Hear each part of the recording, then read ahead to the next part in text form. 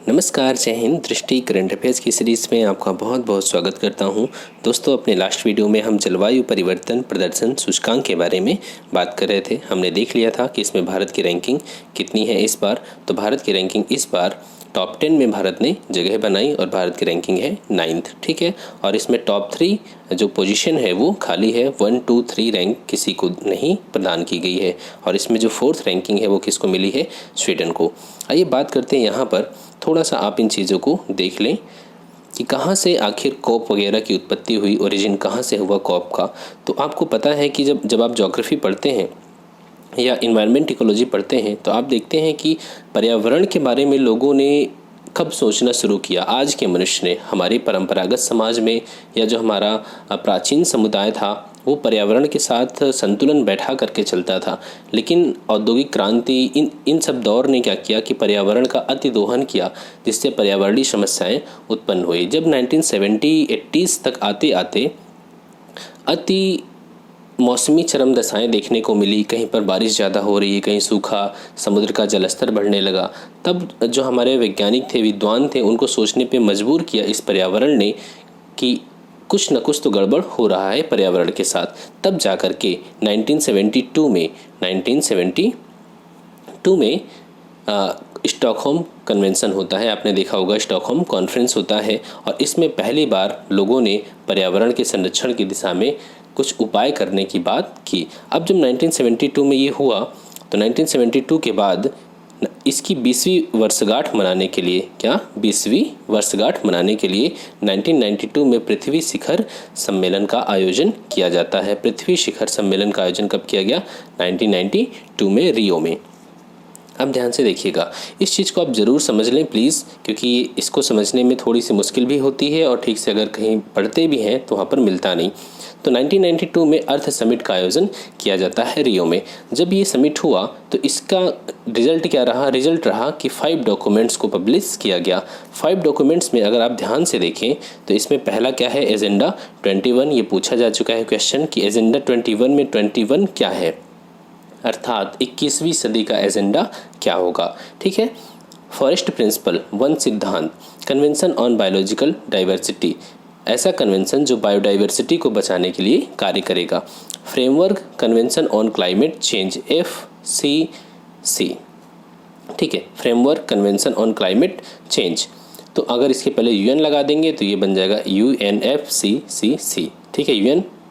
United Nation framework convention on climate change. इसके बाद जो यहाँ पर नीचे है वो UN convention to combat desertification, मरुस्थलीकरण को रोकने के लिए एक कन्वेंशन। अब आप यहाँ पर ध्यान से देखें तो इस जो अर्थ समिट हुआ 1992 में, इससे 3 सिस्टर कन्वेंशन की उत्पत्ति होती है, ये तीनों, ठीक है। ये जो 3 सिस्टर कन्वेंशन है इसको विभिन्न देशों के द्वारा रेटिफाई किया जाता है, अर्थात उनको इस जो विभिन्न देश हैं वो इसको रेटिफाई करते हैं, इस पर सिग्नेचर करते हैं, स्वीकार करते हैं। तो जो देश इसको स्वीकार कर लेते हैं उन्हें क्या कहा जाता है? पार्टीज़ कहा जाता है, ठीक है। कि इस कन्वेंशन के ये पार्टीज़ हैं। तो यही पार्टीज़ जब किसी पर्टिकुलर डे पे ये मिलती हैं तो उसे क्या कहा जाता है? कॉन्फ्रेंस ऑफ पार्टीज़, ठीक है। बन गया क्या? कॉप बन गया। अब इसी तरीके से तीनों का अपना अपना कॉप है, जैसे कि कन्वेंशन ऑन बायोडाइवर्सिटी, FCCC और UN convention to combat desertification. तो अब हम यहाँ पर बात करेंगे जो सिस्टर कन्वेंशन ये है UNFCCC, United Nation framework convention on climate change, ठीक है। अब देख लीजिए यहाँ पर 1992 में ही इसकी उत्पत्ति होती है FCC की, ठीक है। तो अब इसकी पहली बैठक कब हुई? इसकी पहली बैठक होती है, आप यहाँ पर देखें, इसकी पहली बैठक होती है बर्लिन में। कहाँ पर होती है? COP1 बर्लिन में। और COP1 कब होता है? 1995 में। अर्थात COP1 की शुरुआत कब से होती है? 1995 में। और इसी क्रम में ये COP1, 2, 3, 4, 5 चलता रहा और फिर फाइनली जा करके COP21 कब होता है? पेरिस में 2015 में, ठीक है। COP21 पेरिस में होता है 2015 में। और यहीं से निकल के आता है पेरिस क्लाइमेट एग्रीमेंट, ठीक है। पेरिस क्लाइमेट एग्रीमेंट, जिसको अमेरिका ने कहा था कि डोनाल्ड ट्रंप ने स्पेशली कि हम अमेरिका को इस एग्रीमेंट में शामिल नहीं करेंगे, हम इससे बाहर रहेंगे, ठीक है, अब यहाँ पर ध्यान रखना है COP22 कब हुआ? मराकेश मोरक्को में, ठीक है, 2016 में। COP23 बॉन कहाँ पर है? जर्मनी में, ये कब हुआ? 2017 में। COP24 कैटोविस में हुआ, पोलैंड, 2018 में। COP25 स्पेन में हुआ, मैड्रिड में। मैड्रिड कहाँ पर है? स्पेन में, 2019 में। अब यहाँ पर ध्यान से देखिए, ये जो 2019 का था COP25, पहले ये होना था चिली में, ठीक है, तो ब्राज़ील में होना था स्पेशली। फिर ब्राज़ील में चुनाव की बात आ गई, चुनाव वहाँ पर होना था, तो ब्राज़ील ने कहा कि हम इसकी अध्यक्षता नहीं कर पाएंगे, इसको हम अपने यहाँ पर होस्ट नहीं करवा पाएंगे। फिर ब्राज़ील के बाद चिली ने कहा कि ठीक है, हम करते हैं, इसका होस्ट हम करेंगे, लेकिन वहाँ पर भी विद्रोह फैल गया, इस वजह से वहाँ पर नहीं हुआ। फिर इसके बाद फाइनली स्पेन में जा कर के मैड्रिड में COP25 हुआ 2019 में। अब देखिए 2019 के बाद 2020 नहीं है, ठीक है, 2020 में जो होना था ग्लासगो में, यूके में, वो कैंसिल कर दिया गया, पोस्टपोन कर दिया गया, क्योंकि अब ये होगा कोविड-19 की वजह से COP26 को पोस्टपोन करके 2021 में शिफ्ट कर दिया गया, ठीक है। तो COP26 कब होगा? 2021 में होगा। क्लियर हो गया यहाँ तक? चलिए आगे बढ़ते हैं। इक्वाडोर ओपेक से बाहर होने का निर्णय ले लिया, ये आपने लास्ट ईयर भी पढ़ा होगा। ओपेक क्या है? ओपेक पेट्रोल निर्यातक संगठनों का एक संगठन है। क्या इसमें भारत भी शामिल है? जी नहीं, भारत इसमें शामिल नहीं है, क्योंकि भारत तो क्रूड ऑयल का सबसे बड़ा आयातक वाले देशों में शामिल है, ठीक है। इसकी स्थापना कब हुई थी? 1960 में। आइए बात करते हैं आगे। यहाँ पर आप पहले इक्वाडोर की लोकेशन देख लीजिए। इक्वाडोर, ये इक्वेटर का क्या है? डोर है। आप देखें 0 डिग्री यहीं से एंट्री करती है किसी भी महाद्वीप में, तो ये जो 0 डिग्री का डोर है उसे क्या कहा जाता है? इक्वेटर। इक्वेटर का डोर है, और ये है साउथ अमेरिका पूरा। क्लियर? चलिए आगे चलें। और यहीं पर ये देश है एक चिली। क्या खास बात है इसमें? यहाँ पर देखिए 1 अक्टूबर 2019 को इक्वाडोर ने कहा था कि हम ओपेक की सदस्यता छोड़ देंगे, और ये 1 जनवरी 2020 से लागू हो चुका है इक्वाडोर का निर्णय। अब इस तरीके से अब इसमें कितने मेंबर्स रह गए हैं ओपेक में? तो ओपेक में अब रह गए हैं 13 मेंबर, ठीक है, 13 सदस्य रह गए हैं। ओपेक का मुख्यालय कहाँ पर है? ओपेक का मुख्यालय है वियना, ऑस्ट्रिया में, ठीक है। चलिए आगे चलें। भारतीय नन मरियम थ्रेसिया संत घोषित, ठीक है। तो जो भारतीय नन है केरला से, उनका नाम क्या है? मरियम थ्रेसिया। इनको संत घोषित किया गया। ये जो संत घोषित करने की परंपरा है ईसाइयों में, ये बहुत ही एक जटिल प्रक्रिया है। 13वीं सदी से शुरू हुई थी, और पोप के द्वारा इसे घोषित किया जाता है। मुख्यतः संत घोषित करने के 4 चरण होते हैं। पहले उनके काफ़ी लिखा पढ़ी होती है, बहस होती है, जांच होती है। जो सबसे इसमें चौथा चरण है वो बहुत ही इम्पोर्टेंट है। चौथा चरण में कम से कम एक चमत्कार का उदाहरण होना चाहिए, अर्थात उस व्यक्ति के द्वारा एक चमत्कार किया जाना चाहिए जिस आधार पे उन्हें संत घोषित किया जा सके। तो आप यहाँ पर देखें, ये जो भारतीय नन मरियम थ्रेसिया हैं, इन्होंने क्या चमत्कार किया था? देखिए आप याद रखिएगा कि इनकी डेथ हो चुकी है 1926 में ही, ठीक है, आज़ादी के पहले ही इनकी डेथ हो चुकी थी 50 साल की उम्र में। तो हुआ ये कि एक बच्चा था जो कि अपनी समय से पहले ही वो पैदा हो गया था, और डॉक्टर्स ने मना कर दिया था कि शायद ये बच नहीं पाएगा। तो उस व्यक्ति ने क्या किया कि अपने बच्चे को, ये जो मरियम थ्रेसिया हैं, इनके टॉम्ब पर, मतलब समाधि पर ले गया, और वो बच्चा वहाँ से ठीक हो गया, ठीक है। तो डॉक्टर्स ने कहा कि ये तो एक चमत्कार है, चमत्कार ही की वजह से ये ठीक हो गया, बाकी हमें तो नहीं लगता था कि ये कभी ठीक हो पाएगा। तो ये जो एक चमत्कार, अब देखिए यही बात है कि ईसाई को माना जाता है कि ये बहुत ही शिक्षित समुदाय है, सब कुछ है, फिर भी ये मिरेकल जैसी घटनाओं में विश्वास करते हैं। तो इसमें जो संतत्व घोषित करने का चौथा चरण है, उसमें क्या माना जाता है कि कोई ना कोई चमत्कार होना चाहिए। तो इस वजह से इन्हें क्या किया गया? संत घोषित किया गया, ठीक है। यहाँ पर देखिए 5 व्यक्तियों को संत घोषित किया गया था, बस, और कोई बात नहीं। चलिए आगे चलें। हाँ, एक चीज़ और देख लीजिए कि मोदी जी ने भी, कुत्ते भौंक रहे हैं, सॉरी,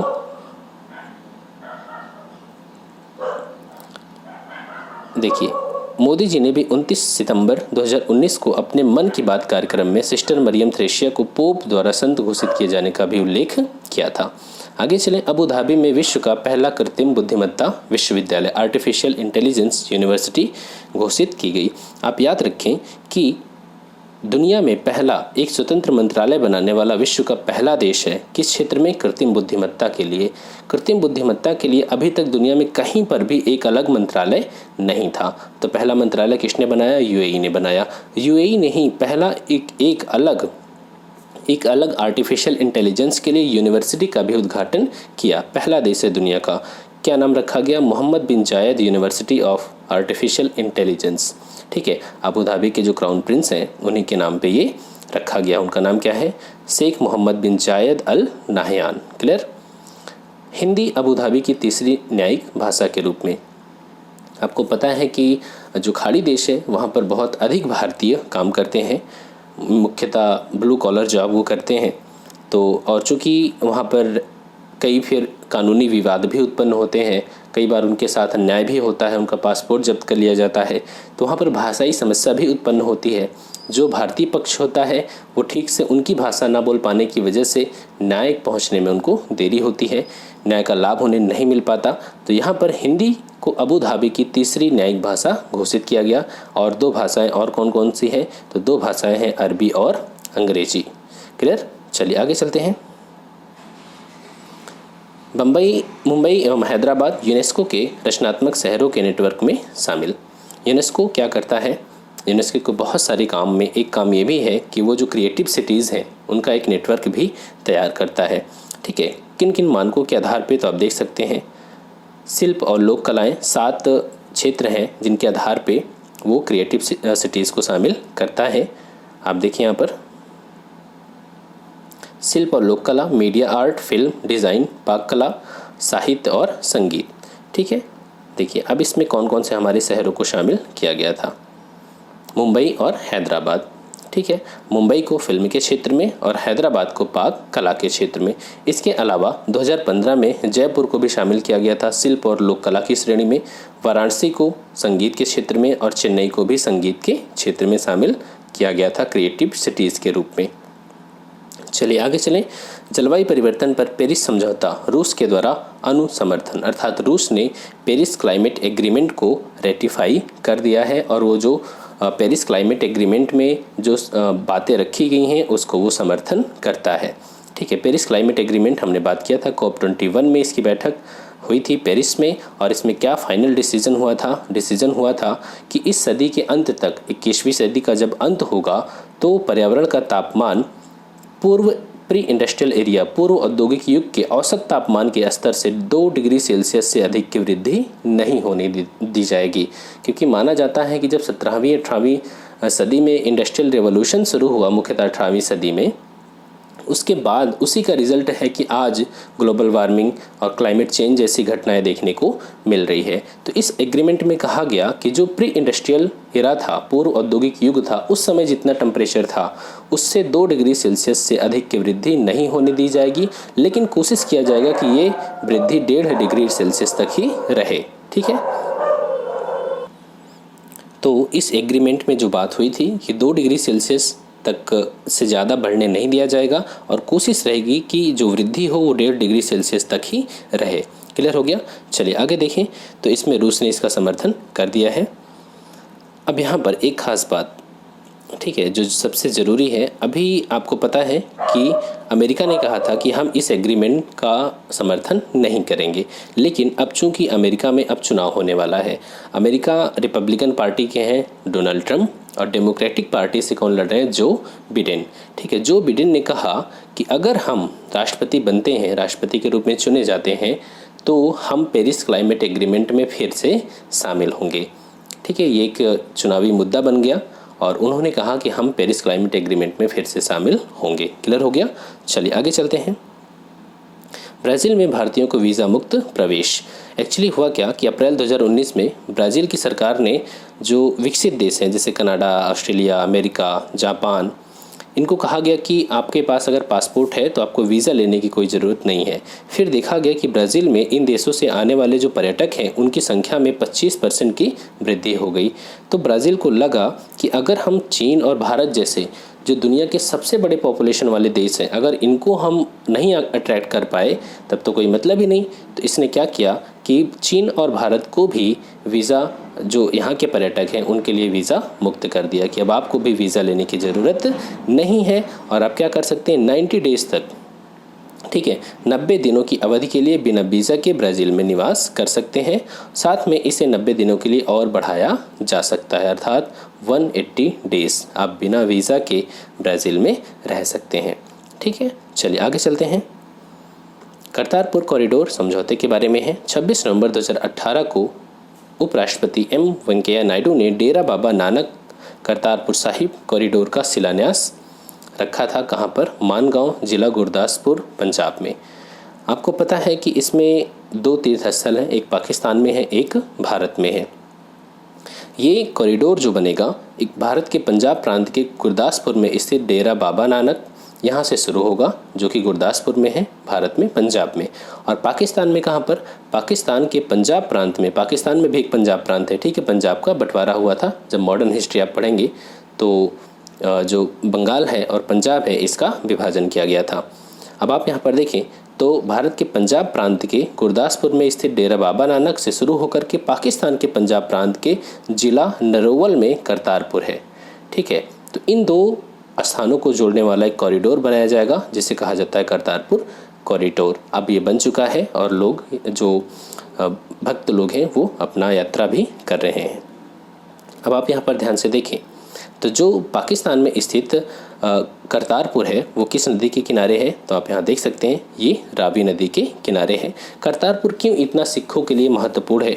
तो यहाँ पर गुरु नानक देव जी ने अपने जीवन के अंतिम 18 वर्ष यहीं पर बिताए थे और 1539 ईस्वी में वहीं पर अपना शरीर त्याग दिया था, ठीक है। इस वजह से करतारपुर का हमारे सिख समुदाय के क्षेत्र में लोगों के मन में एक अलग भावना विद्यमान है, ठीक। चलिए आगे चलते हैं। अब यहाँ पर जो करतारपुर कॉरिडोर होगा उससे संबंधित कुछ बातें हैं कि यात्रा वीज़ा मुक्त होगी। इसमें एक वैध पासपोर्ट आपके पास ज़रूर होना चाहिए, ठीक है। कौन कौन जा सकता है? कोई भी, किसी भी धर्म का व्यक्ति जा सकता है, साथ ही भारतीय मूल का भी व्यक्ति। और तीर्थयात्री जब जाएंगे सुबह से शाम तक खुला रहेगा और उसी दिन इनको वापस लौटना होगा। ऐसा नहीं कि आप वहाँ पर जाओ और फिर वापस ही ना हो, आप पाकिस्तान चले जाओ, ऐसा भी नहीं, क्योंकि एक अलग मूवमेंट चल रहा है खालिस्तान की मांग, ठीक है। और कहीं ना कहीं पाकिस्तान इस करतारपुर कॉरिडोर के माध्यम से खालिस्तान की मांग को बढ़ावा देगा। ये हमारे आंतरिक सुरक्षा टॉपिक का भी हिस्सा है कि कहीं करतारपुर कॉरिडोर खालिस्तान मूवमेंट को ये बढ़ावा ना दे दे, ठीक है। एक बात यहाँ पर कि ये जो यात्रा है वो फ्री नहीं है। इसमें पाकिस्तान अपनी तरफ से 20 अमेरिकी डॉलर की दर से सर्विस चार्ज भी ले रहा है एक यात्री से। चलिए आगे चलते हैं। इसमें और कोई ख़ास बात नहीं है। एक चीज़ यहाँ पर देख सकते हैं, गुरु नानक देव की 550वीं जयंती 2019 में जब मनाई गई तो उसमें कई कुछ चीज़ें निकल के सामने आई, जैसे कि गुरु नानक देव विश्वविद्यालय अमृतसर में सेंटर फॉर इंटरफेथ स्टडीज़ स्थापित किया गया। बर्मिंघम विश्वविद्यालय यूके में है। इसके अलावा कनाडा के एक विश्वविद्यालय में गुरु नानक देव की एक चेयर स्थापित की जाएगी। इसके अलावा और क्या किया गया? जो एयर इंडिया का विमान था उसकी पूंछ में ओंकार का चित्र बनाया गया। और पाकिस्तान की सरकार ने गुरु नानक देव जी की 550वीं जयंती के अवसर पर एक स्मारक सिक्का भी जारी किया। ये भारत की सरकार नहीं, पाकिस्तान की सरकार ने। चलिए आगे चलें। बगदादी का अंत, अबू बकर अल बगदादी, ये कौन है? आपको पता है कि ISIS का जन्मदाता यही है, लीडर था ISIS का। तो इसको 27 अक्टूबर 2019 को डोनाल्ड ट्रंप ने घोषणा की कि अबू बकर अल बगदादी मारा गया, ठीक है। कहाँ मारा गया? ये मारा गया सीरिया के इदलिब प्रांत में। और गांव का नाम क्या है? बारिशा गांव में। इसे अमेरिकी सैनिकों के द्वारा एक अभियान के तहत इसे मार दिया गया। अभियान का नाम क्या रखा गया? ऑपरेशन का नाम रखा गया ऑपरेशन कायला म्यूलर, ठीक है। ये कायला म्यूलर कौन है? ये एक मानवाधिकार कार्यकर्त्री थी और इनको सीरिया से ISIS के लोगों ने इन्हें पकड़ लिया, कैप्चर कर लिया और इन्हें फिर सेक्स स्लेव के रूप में रखा गया। कई बार बात आई कि अबू बकर अल बगदादी की ही सेक्स स्लेव के रूप में इन्हें रखा गया है। बाद में फिर इन्हें मार दिया जाता है 25 साल की महज उम्र में। ठीक है, आप यहाँ पर देख सकते हैं। पहले लोकेशन आप देख लीजिए जो आपके लिए बहुत ज़रूरी है। ये रहा सीरिया। ठीक है, नाम क्या रखा गया है? ISIS। ठीक है, Islamic state of Iraq and Syria. ये रहा इराक और ये सीरिया। हालांकि अभी ख़त्म हो चुका है धीरे धीरे। दूसरा कलर लेता हूँ। ठीक है, चलिए आगे चलते हैं। अब इसमें एक चीज़ आप देख लीजिए, ये हैं कायला म्यूलर। कायला म्यूलर ने एक वीडियो रिलीज़ किया था अपना वहीं से, जब वो लोग हेल्प मांग रही थी। ये तब की फ़ोटो है और ये पहले की फ़ोटो है और ये है अबू बकर अल बगदादी। ठीक है, चलिए आगे चलते हैं। जब अबू बकर अल बगदादी मारा गया तो उसने अपना एक नया नेता चुना जिसका नाम क्या है? इब्राहिम अल हाशमी अल कुरैशी। अबू इब्राहिम अल हाशमी अल कुरैशी। हैती में यूएन शांति मिशन समाप्त हो गया। हैती आप जानते हैं कि जो कैरिबियन द्वीप है जहाँ पर जमाइका, ये सारे देश हैं, वहीं पर एक देश है हैती। और यूनाइटेड नेशन शांति मिशन क्या है? संयुक्त राष्ट्र क्या करता है? विश्व के राष्ट्रों में जहाँ पर भी आतंकवाद या फिर सिविल वार, इन सब वजहों से अव्यवस्था उत्पन्न हो जाती है तो वहाँ पर पीस कीपिंग मिशन संचालित करता है और उसमें विश्व के देश जो हैं अपनी सेनाएं वहाँ पर भेजते हैं पीस कीपिंग के लिए। ठीक है, ना कि वहाँ पर लड़ाई लड़ने के लिए। तो भारत, आपको याद रखना है कि इस मिशन में भारत की सबसे ज़्यादा सेनाएं काम कर रही हैं। अफ्रीका वगैरह में बहुत ज़्यादा भारतीय सेनाएं वहाँ पर काम कर रही हैं। तो हैती में यूएन शांति मिशन को समाप्त कर दिया गया। ठीक है, तो और इसमें देखिए मैप ऐड है। हाँ, आप यहाँ पर देख सकते हैं। आपके लिए यहाँ पर मैप ज़रूरी है। ठीक है, ये रहा क्यूबा, ये पूरा कैरिबियन द्वीप है क्यूबा। यहाँ पर केमैन आइलैंड, जमाइका, ये रहा आपका हैती।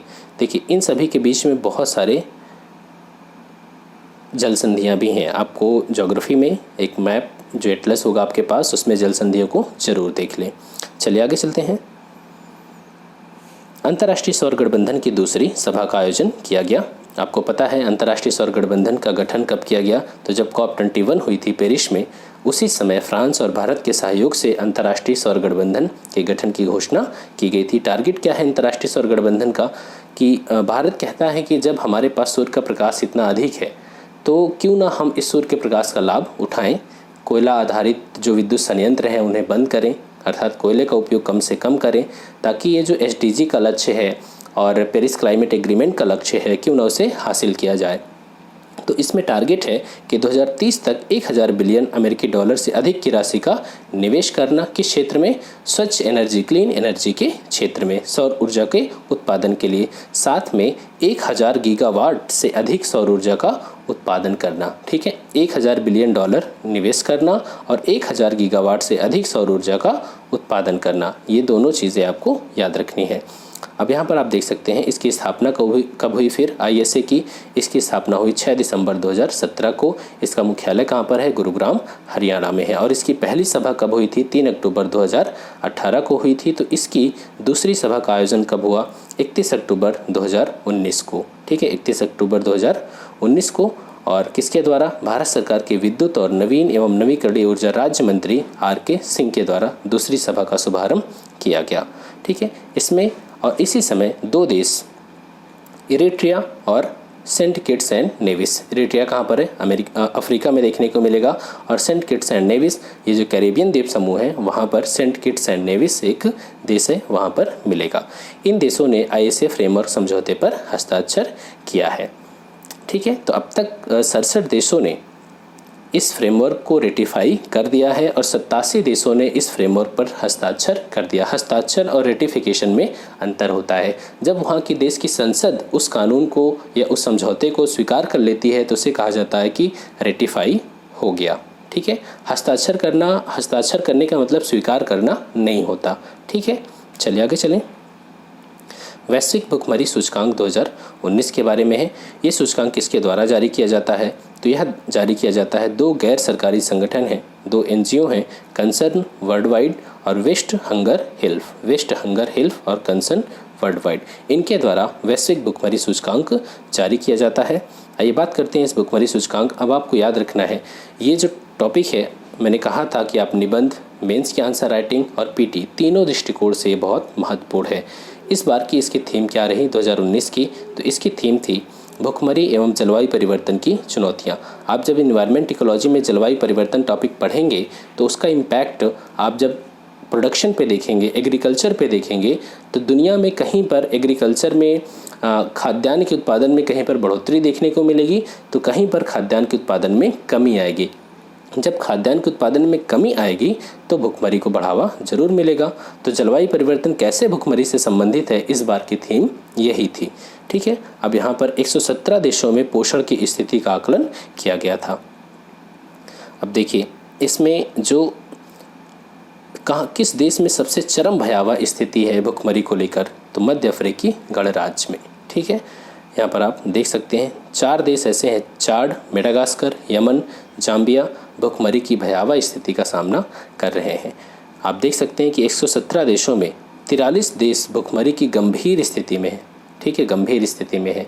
और हम लोगों के साथ क्या होता है कि हम लोग जाने अनजाने बहुत सा खाद्यान्न, अनाज, खाना बना करके या फिर ऐसे ही खाद्यान्न ख़राब हो जाता है, हमें कुछ भी याद नहीं रहता कि शायद जिस अनाज को हम फेंक रहे हैं, कूड़े में फेंक रहे हैं, वो शायद किसी भूखे को मिल जाता तो उसे एक नया जीवन भी मिल सकता है।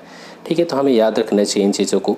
43 देश भुखमरी की गंभीर स्थिति से गुजर रहे हैं। अब बात करें भारत की, तो भारत के बारे में यहाँ पर बहुत सी चीज़ें हैं, लेकिन हमें यहाँ पर रैंकिंग देखनी है। तो रैंकिंग की बात करें तो भारत की 2019 में रैंकिंग है 102वीं रैंकिंग। ठीक है, और यह भारत में भुखमरी की गंभीर स्थिति को प्रदर्शित करता है, जबकि 2018 में भारत की रैंकिंग कितनी थी?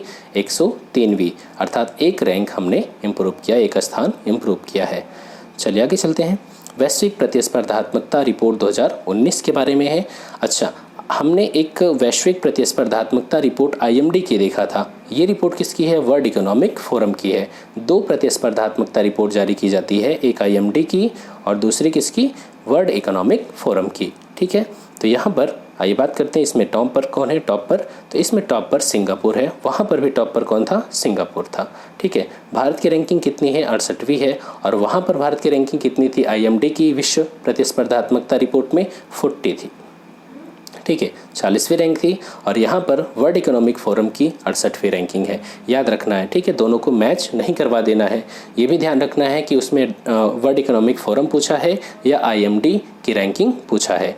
ठीक है, तो यहाँ पर सिंगापुर दोनों में टॉप पर है। IMD का पूछा जाएगा तो भारत की रैंकिंग 40 है, वर्ल्ड इकोनॉमिक फोरम की पूछा जाएगा तो इसमें भारत की रैंकिंग 68वीं है, जबकि 2018 में भारत की रैंकिंग कितनी थी? 58वां थी। ठीक है, चलिए आगे चलते हैं। नोबेल पुरस्कार 2019 के बारे में है। नोबेल पुरस्कार 1901 से प्रदान किया जाता है और अल्फ्रेड नोबेल की स्मृति में ये नोबेल प्रदान किया जाता है। अब चूँकि 2020 का जो नोबेल है, अब वो अनाउंसमेंट उसका होगा, तो जो आपका एग्ज़ाम है उसमें 2019 के बारे में ही पूछा जाएगा। जब तक ये अनाउंसमेंट होगा तब तक आपका एग्ज़ाम हो चुकेगा, या फिर उस समय हो सकता है 1-2 जो नोबेल पुरस्कार हैं उनकी अनाउंसमेंट हो चुकी हो, तो पूछा तो आपसे 2019 का ही जाएगा। ठीक है, अगर टाइम से पहले आ जाता है नोबेल अनाउंसमेंट तो उसको भी हम कवर कर लेंगे। ठीक है, चलिए बात करें अर्थशास्त्र के नोबेल के बारे में। तो अर्थशास्त्र का नोबेल किसे मिला था? अभिजीत बनर्जी और उनकी वाइफ एस्थर डेफलो को, और साथ में एक लोग और हैं, माइकल क्रेमर। क्या योगदान रहा इनका? वैश्विक गरीबी के उन्मूलन में उनके प्रायोगिक दृष्टिकोण के बारे में। ये जो इकोनॉमिक्स जब आप पढ़ते हैं तो उसमें कई स्ट्रीम है, जैसे कि कल्याणकारी अर्थशास्त्र, इंटरनेशनल इकोनॉमिक्स, तो बहुत सारे ये जो विद्वान हैं अभिजीत बनर्जी, एस्थर डेफलो, ये कल्याणकारी इकोनॉमिक्स में काम करते हैं। ठीक है, या डेवलपमेंट इकोनॉमिक्स में काम करते हैं। और आपको याद रखना है कि इन्होंने कुछ किताबें भी लिखी हैं जो बहुत ज़रूरी है। पुअर इकोनॉमिक्स, और यहाँ पर एक किताब है good economics for hard times, good economics for hard times, और यहाँ पर पुअर इकोनॉमिक्स। ठीक है, और जब 2019 का चुनाव हो रहा था भारत में, तो उस समय जो हमारी यूपीए थी, यूनाइटेड प्रोग्रेसिव अलायंस, इसको हम संपर्क भी बोलते हैं, संयुक्त प्रगतिशील गठबंधन। न्यूज़पेपर में आप पढ़ेंगे तो यूपीए को क्या लिखता है? हिंदी में संपर्क लिखता है। और जो इस समय रूलिंग पार्टी हमारे देश में है, बीजेपी है, बीजेपी और उसके साथ में अन्य एलाइज हैं उसके साथ, तो वो कहलाती है NDA। ठीक है, नेशनल डेमोक्रेटिक अलायंस, तो और इसको राजग बोलते हैं। यहाँ पर जब 2019 का चुनाव हो रहा था तो कांग्रेस ने अपने घोषणा पत्र में मैनिफेस्टो में न्याय स्कीम की बात किया था। ठीक है, न्याय स्कीम में क्या था कि 72,000 रुपये सालाना देने की बात की गई थी जो योग्य लोग होंगे। ठीक है, तो ये जो न्याय स्कीम है ये किसके दिमाग की उपज थी? ये श्री जो अभिजीत बनर्जी हैं उन्होंने इस न्याय स्कीम के बारे में बात किया था और कांग्रेस ने उन्हीं से प्रभावित होकर के इस स्कीम को लॉन्च करने की बात किया था। ठीक है, चलिए आगे चलते हैं। अब हम बात करेंगे शांति, नोबेल शांति पुरस्कार। तो नोबेल शांति पुरस्कार किसको मिला? इथियोपिया के प्रधानमंत्री अबी अहमद अली को मिला। ठीक है, अबी अहमद अली को मिला। और क्यों मिला? तो यहाँ पर जो इरिट्रिया है और इथियोपिया, इनके बीच में सीमा विवाद था, बहुत पहले से चला आ रहा था। इस सीमा विवाद का समाधान इनकी पहल के रूप में सामने आता है। तो इनकी पहल से ही जो सीमा विवाद था इतने सालों से चला आ रहा था उसका समाधान हुआ था। इस वजह से इन्हें नोबेल पीस प्राइज़ मिला। अब बात करें साहित्य 2018-19 का एक साथ घोषित किया गया था, तो ये बात कर लेते हैं। 2019 के लिए किसे मिला? ऑस्ट्रियाई लेखक पीटर हैंडके को मिला। और जबकि 2018 के लिए नोबेल पुरस्कार किसे मिला? पोलैंड की लेखिका ओल्गा टोकारजुक को मिला। ठीक है, ओल्गा टोकारजुक को मिला। और टोकारजुक के बारे में आपको और पता होगा कि इन्हें ही इंटरनेशनल बुकर पुरस्कार, मान बुकर पुरस्कार भी मिला था उनकी किताब के लिए, नोबेल के लिए, फ्लाइट्स के लिए। ठीक है, 2018 का। चलिए आगे चलते हैं, ये रिवीजन हो गया। रसायन विज्ञान का नोबेल पुरस्कार 2019। अब अगर हम केमिस्ट्री की बात करें तो ये किसको मिला? 3 वैज्ञानिक हैं, John B Goodenough, M Stanley Whittingham और अकीरा योशिनो। 3 लोगों को केमिस्ट्री का नोबेल 2019 मिला। किस लिए मिला? तो आपके मोबाइल में जो बैटरी लगी है लिथियम आयन बैटरी, लैपटॉप में जो बैटरी लगी है लिथियम आयन बैटरी, इसी के विकास के योगदान के लिए इन लोगों को मिला। लिथियम आयन जो बैटरी है हल्की होती है, रिचार्जेबल है, रिचार्ज किया जा सकता है और काफ़ी समय तक ये चलती है। आज की जो इलेक्ट्रिक व्हीकल्स हैं उसमें भी लिथियम आयन बैटरी लगी होती है। चलिए आगे चलते हैं। फिजिक्स के नोबेल की बात करें अगर, तो भौतिकी का नोबेल किसको किसको मिला? तो आप यहाँ पर देख सकते हैं, जो नाम है जेम्स पीबल, यहाँ पर देखें, जेम्स पीबल, ठीक है, मिशेल मेयर और डिडियर क्यूलोस, 3 लोग हैं जिन्हें फिजिक्स का नोबेल मिला था। ठीक है, चलिए आगे चलते हैं। इनको ब्रह्मांड की खोज और उस ब्रह्मांड की उत्पत्ति के बारे में विभिन्न सिद्धांत प्रतिपादित करने के लिए मिला था। चिकित्सा विज्ञान के नोबेल की बात करें अर्थात मेडिकल, तो इसमें भी 3 लोग हैं, William G Kaelin junior, sir Peter J Ratcliffe और ग्रेग एल सेमेंजा। इनको आपको याद कर लेना है। ठीक है, चलिए आगे चलते हैं। Times person of the year 2019। Time person of the year किसे घोषित किया गया था 2019 के लिए? तो ग्रेटा थुनबर्ग को। ये कौन है? स्वीडिश जलवायु परिवर्तन कार्यकर्ती हैं। ये जलवायु परिवर्तन के बारे में विभिन्न देशों पर दबाव बनाती हैं एक तरीके से कि आप जलवायु, जैसे कि पेरिस क्लाइमेट एग्रीमेंट है, जब अमेरिका ने इस एग्रीमेंट से बाहर होने का निर्णय लिया तब इन्होंने अमेरिका को बहुत ही लताड़ा था एक तरीके से। ठीक है, बहुत ही कठिन शब्दों में उनकी आलोचना किया था अमेरिका की। और आपको याद रखना है कि ग्रेटा थुनबर्ग इस सम्मान को प्राप्त करने वाली सबसे युवा व्यक्ति हैं। ठीक है, तो time person of the year 2019 Greta Thunberg. तो दोस्तों ये जो हमने टॉपिक था, बहुत ही 2 टॉपिक हम कवर कर चुके हैं और ये एक बहुत बड़ा टॉपिक हमने कंप्लीट कर लिया। तो मिलते हैं नेक्स्ट वीडियो में, लेकिन प्लीज़ आप चैनल को सब्सक्राइब करना और वीडियो को लाइक करना और कमेंट सेक्शन में ज़रूर बताना कि वीडियो कैसा लगा। Thanks for watching, keep smiling.